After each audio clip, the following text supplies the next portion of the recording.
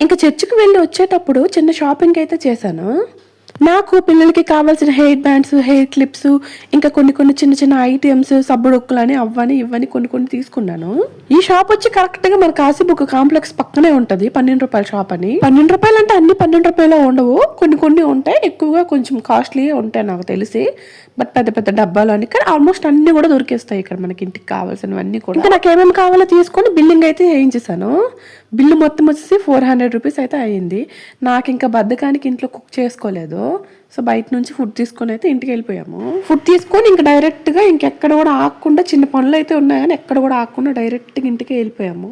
ఎక్కడ ఏమైనా కొందామంటే మా ఆయన ఆకలి వేసేస్తుంది పద ఇంటికి తొందరగా తిందామని చెప్పేసి అయితే అంటున్నారు. మార్నింగ్ ఏమో తను టిఫిన్ చేయలే, నేను టిఫిన్ తిన్నాను, తను చేయలేదు. మేము వచ్చేటప్పటికి కొరియర్లు అయితే మా ఇంటి ముందు 2 పెట్టేసి ఉన్నారు. ఇంకా ఇంటికి వచ్చి చక్కగా భోజనం చేసి కాసేపు అయితే రెస్ట్ తీసుకున్నాము. నా సండే వ్లాగ్ అయితే ఇది.